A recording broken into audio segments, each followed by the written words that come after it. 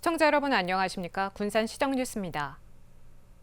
민선 8기 강인중 군산시장이 취임한 지 2년이 지나며 반환점을 돌았습니다.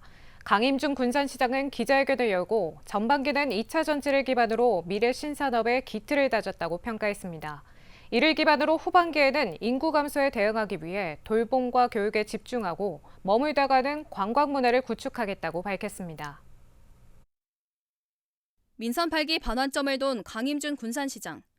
재선 시장으로 6년간의 성과로 미래 신산업 육성과 군산사랑 상품권, 특송화물 통관장, 고군산 K 관광섬 등을 꼽았습니다. 강임준 시장은 8일 민선 8기 2주년 기자회견을 열고 아이 낳아 키우기 좋은 도시에 속도를 내겠다고 밝혔습니다. 아이와 어른 모두가 살맛나는 공동체, 지속가능한 경제성장, 기후환경위기 극복, 안전하고 쾌적한 정주 환경을 만드는 데 모든 역량을 모아나가겠습니다. 인구 유출의 원인 가운데 교육이 차지하는 비중이 큰 만큼 4,262억 원을 투자해 돌봄과 교육에 집중하겠다는 것입니다. 남은 임기에 추진할 핵심 과제도 내놨습니다. 한국판 뉴딜 정책에 맞춰 재생에너지와 아리백을 선점하고 분산에너지 특별법 시행으로 에너지 자립도시를 실현해 나가겠다고 강조했습니다. 수상탄광, 해상풍력 등 재생에너지 사업도 속도감 있게 추진하고 관련 연구기관 유치로 연구, 실증, 클러스터를 구축하여 우리시가 재생에너지 메커로 되어가는데 전력을 다하겠습니다. 새만금이 지난해 7월 2차 전지 첨단 전략산업 특화단지로 지정되면서 신산업의 기반을 다지는 계기도 마련됐습니다. 반도체와 융합하는 미래 모빌리티 산업을 육성하고 새만금 미래성장센터, 실시간 고도분석센터 구축에 속도를 내기로 했습니다. 또 로컬 경제 육성을 위해 전략작물 육성과 스마트 수산식품 가공단지 조성, 수제맥주 산업화 등으로 군산의 가치를 높여나갈 계획입니다. 월병산 전망대와 사계절 축제를 기반으로 고군산에서 시간 여행 마을을 잇는 체류형 K 문화관광 도시로서의 정체성을 확립해야겠다는 청사진도 내놨습니다. 신시 야미 관광 개발과 문여도 광역 해양 레저 체험단지를 시장으로 고군산 군도에서 시간 여행을 마을로 잇는 체류형 관광 인프라를 구축하겠습니다. 반환점을 돌아 후반기로 접어든 강임준호. 앞으로 2년은 시민 중심의 시정을 위해 다시 뛰겠다고 각오를 다졌습니다. 새만금 산업단지의 에너지산업 융복합단지 종합지원센터가 문을 열었습니다. 전북 테크노파크는 에너지산업 인프라 조성과 산업 육성을 총괄하는 지원센터를 200억 원을 투입해 지난 2월 완공한 후 10일부터 운영에 들어갔다고 밝혔습니다.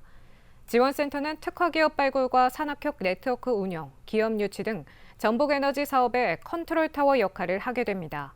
센터에는 기업 입주 공간도 마련되며 다음 달까지 입주 기업을 모집합니다. 전북도가 참홍어 어획량을 전국에서 가장 많이 배정받은 것으로 나타났습니다.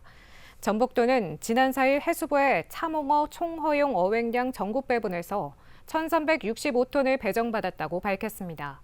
이는 전국 참홍어 어획량 37%로 지난해에 이어 올해도 전국에서 가장 높은 수치를 배정받았습니다. 한편 도내 참홍어 어획량은 기후변화로 인한 어장 변화로 크게 늘어 지난해 1,151톤을 잡았습니다. 강임준 군산시장이 태양광 비리 의혹과 관련이 없는 일이라고 선을 그었습니다. 강임준 시장은 민선 8기 2주년 기자회견에서 검찰의 수사는 한수원의 수상태양광과 관련한 수사라며 군산시와 관련이 없다고 밝혔습니다. 자신과 관련된 수사에 대해서도 애초 감사원이 정확한 사실을 기반으로 감사해 고발한 게 아니었다며 강하게 비판하기도 했습니다. 그러면서 검찰 조사 결과 책임질 일이 있으면 책임지겠다고 강조했습니다. 군산시 육상태양광 발전 이익 환원 방식이 올해 안에 확정될 것으로 전망됩니다. 100메가와트급 육상태양광 수익은 20년 동안 700억 원, 연간 35억 원가량이 예상되는데요. 시는 올해 말 용역이 끝나면 내년 상반기 수익을 배분할 예정입니다. 100메가와트 규모의 새만금 육상태양광 발전소 2구역. 지난 2022년 첫 상업운전을 시작한 후 첫 해 289억 원, 지난해 235억 원의 매출을 기록했습니다. 당초 계획인 연간 190억 원을 넘어섰습니다. 2년 동안 군산시 입금은 대출금을 갚고 남은 30억에 달하는 것으로 알려졌습니다. 첫 해 이익금은 사용처를 결정하지 못하면서 대출 원금을 갚고 지난해 이익금은 잉여금으로 처리했습니다.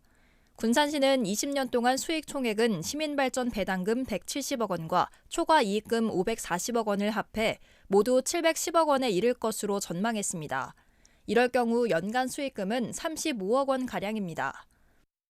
그래도 저희들이 예상하기에는 연간 한 30억 정도는 수익이 연간으로 나누면 가능할 것 같습니다. 이게 수명이 20년으로 보는데 실질적으로 그 후로는 어떻게 보면 수익이 더 늘어나는 구조죠. 근데 보통 25년에서 30년까지는 수익을 낼 걸로 이렇게 저희들이 예상을 하고 있습니다. 지난 4월 시민 2,044명을 대상으로 설문조사를 실시한 결과 31%인 1,247명이 수익금을 출산과 육아에 써달라는 답변이 가장 높았습니다. 이에 따라 시는 올해 말 이익 공유 방안 용역이 마무리되면 설문조사 결과와 공청회, 시의회 간담회를 거쳐 이르면 내년 상반기 시민들에게 돌려줄 계획입니다. 특히 아이들을 키워주는데 예산을 사용했으면 쓰겠다는 의견들이 가장 좀 많은 것 같습니다. 그 육아나 교육 문제에 대해서 예산이 그동안에 많이 없었습니다. 또 인구절벽 시대를 맞이해서 여기에 또 대응하기 위해서라도 아마 시민들의 의견이 그쪽 부분이 제일 높은 것 같고. 가시적인 성과를 내고 있는 군산시 육상태양광. 시민 이익으로 환원이 결정되면서 지역 상생 모델이라는 평가를 받고 있습니다. 군산대가 대학과 기업이 공동으로 운영하는 첨단산업 인재양성 2차 전지 분야에 선정됐습니다. 교육부와 한국산업기술진흥원은 인재양성 부트캠프 선정 결과 군산대를 포함해 대학 32곳을 최종 선정해 발표했습니다. 군산대는 대주전자재료와 손잡고 2차 전지 분야에 선정됐습니다. 이에 따라 군산대는 앞으로 5년 동안 매년 최대 15억 원을 지원받아 교원 채용과 실습 등 기반 시설을 구축합니다. 군산시의 인구정책 자문기구인 인구정책심의참여단이 본격적인 활동을 시작했습니다. 군산시는 8일 시민참여단 첫 회의를 열고 군산의 인구정책 현황에 대해 공유했습니다. 참여단은 6개월 동안 임신과 출산, 교육, 청년, 고령 친화 분과로 나눠 저출생과 고령화 문제에 대해 정책 아이디어를 발굴할 예정입니다. 참여단은 공개 모집을 통해 30대부터 60대 등 12명을 선발했습니다. 반년 동안 중단됐던 선유도 짚라인이 해수욕장 개장에 맞춰 다시 운영됐습니다. 군산시는 지난 5월 말 우선 협상자로 선정된 업체와 본계약을 맺는 등 행정 절차를 마무리하고 10일 운영에 들어갔다고 밝혔습니다. 운영이 중단된 것은 지난해 말 선정된 새 위탁자를 직전 위탁자가 과거 부당이익금 600만 원 환수 처분받은 사실을 감사원에 제기했기 때문입니다. 감사원은 이 문제를 도로 이관했으며 추후 감사에서 문제가 있을 경우 협약을 해지한다는 조건으로 운영을 시작했습니다. 한국해양과학기술원이 군산해역에서 신종 해양식물 플랑크톤을 발견했습니다. 이 플랑크톤은 신경독소 성분인 예소톡신을 생산하고 있는 것으로 밝혀졌는데요. 이 성분이 마약성 진통제나 마취제 등으로 활용될 수 있을지 주목됩니다. 한국해양과학기술원 연구팀이 지난 2020년 군산해역에서 발견한 신종 해양식물 플랑크톤. 지역명을 따 고넬록스 군산엔시스라고 이름이 지어졌고 지난 6월 국제조류학회지에 등재됐습니다. 군산엔시스는 예소톡신이라는 신경독소를 생산합니다. 국내에서 예소톡신을 생산하는 해양식물 플랑크톤이 등재된 것은 거문도 해역에서 발견된 고넬록스 거문엔시스에 이어 두 번째입니다. 예소톡신은 설사와 메스꺼움, 구토 등을 유발하지만 마약성 진통제나 마취제의 대체 성분으로 평가받고 있습니다. 해양기술원은 이를 활용해 신약과 독소 분석 표준물질 개발 등에 나설 계획입니다. 이 종은 또 독을 생산하기 때문에 그 독소를 뽑아내서 저희가 지금 진통제라든지 아니면 마취제라든지 그런 곳에 활용할 가능성을 평가하고 한번 시도를 해보고자 한번 하고 있어요, 지금. 해양기술원은 신종 플랑크톤의 대량 배양으로 기존의 고둥이나 가리비 등 폐류에서 채취하던 양보다 더 많은 예소톡신을 확보할 수 있을 것으로 보고 있습니다. 다만 상용화까지는 다소 시일이 걸릴 것으로 보입니다. 독소를 추출하는 기술은 캐나다만 보유하고 있는 상황. 때문에 국내에 독자적인 추출 기술 개발이 선행돼야 합니다. 우리나라는 없습니다. 캐나다에서 독점을 하고 있어요. 그 기술 개발을 하기 위해서 지금 연구를 진행을 하고 있습니다. 순조롭게 진행이 된다면 한 6년, 7년 안에는 제 생각에는 그 표준물질 정도는 생산할 수 있을 거예요. 군산해역에서 국내에서 두 번째로 발견된 신종 해양식물 플랑크톤. 해양 바이오 산업으로까지 확장성을 보여줄지 주목됩니다. 올해 출범한 군산문화재단이 군산문화관광재단으로 명칭이 바뀌게 됩니다. 군산시의회 행정복지위원회는 지난 5일 서동환 의원이 발의한 군산문화재단 설립과 운영에 관한 일부 개정 조례안을 수정 가결했습니다. 개정 조례안은 기존 군산문화재단의 명칭을 군산 새만금 문화관광재단으로 바꾸는 것이 골자였지만 새만금을 뺀 군산문화관광재단으로 수정했습니다. 조례안은 오는 16일 2차 본회의에서 최종 의결될 예정입니다.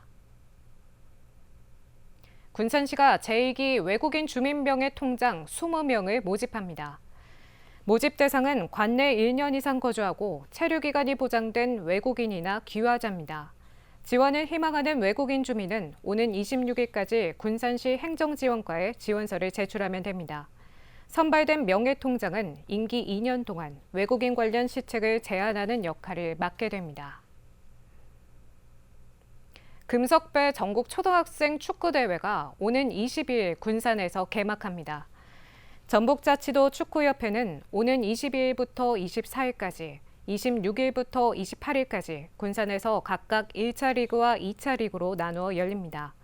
이번 대회는 전국에서 32개 팀이 참가해 전후반 각 25분씩 치러집니다. 군산에서는 구암 풋볼 스포츠클럽과 스포츠제이 FC, JKFC 등 3개 팀이 출전합니다. 다음은 읍면동 소식입니다.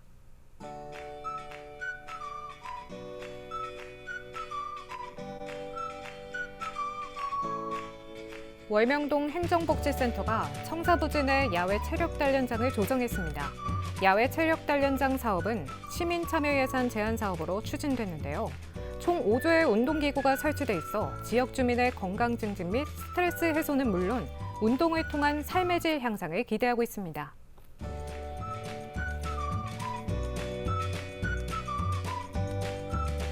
군산시 해신동 지역사회보장협의체가 초복을 맞이해 관내 결로당 7곳에 토종닭과 수박으로 구성된 복다림 꾸러미를 지원했습니다. 이번 사업은 여름나기 캠페인의 일환으로 모금된 전북사회복지 공동모금의 해신동 지정기탁금을 활용해 어르신들의 건강한 여름나기를 위해 추진됐습니다.